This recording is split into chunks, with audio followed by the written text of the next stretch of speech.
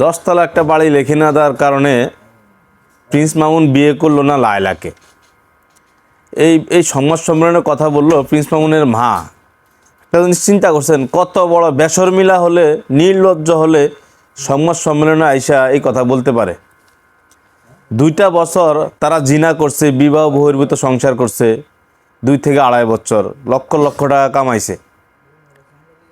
যেটাকে আমরা আমাদের সমাজে ছোট ছোট মেয়েগুলো সুগার ড্যাডি বিয়ে করে, প্রিন্স মামুন বিয়ে করতে গেছে সুগার দাদিকে।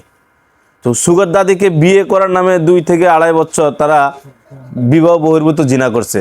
আর সেই সাফাই গাচ্ছা এসা প্রিন্স মামুনের মা, মানে বুঝেন কত বড় নির্লজ্জ বেহায়া হলে তারা এই কথাগুলো আবার সংবাদ সম্মেলনে বলতে পারে। তারা আবার ওই মুখ বলা বোন না কি বোন বলতেছে, প্রিন্স মামুনের বিয়ের বয়সে হয় নাই। একটা টিকটকার যে বয়সে যে সময়তে লায়লার সাথে তার যোগাযোগ হয়েছে ফেসবুকের মাধ্যমে, সেই বয়স তাকে তখন কেমন দেখা গেছে। লায়লা ছিল বিধবা, 10টা বাড়ি লিখে দিবে হিসাবে লায়লাকে সে বিয়ে করবে।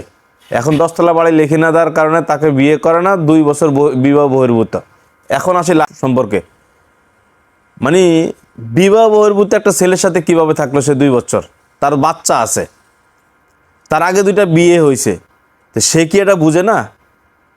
এখন কত হলো, খালি প্রিন্স মামুনের নামে ধর্ষণ মামলা দিল, 90 লাখ টাকা তার ক্ষতিপূরণ দিতে হবে।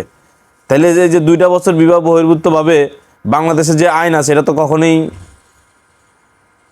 আইনের বিরুদ্ধে না। এখন লায়লাকে গ্রেপ্তার করা হোক, যেহেতু সংবাদ সম্মেলনের সব কিছু প্রকাশ হয়ে গেল, এখন লায়লাকে গ্রেপ্তার করা হোক, 2টাকেই প্রকাশ্যে শাস্তি দেওয়া হোক। এটা হলো আমার দাবি, জনগণের দাবি।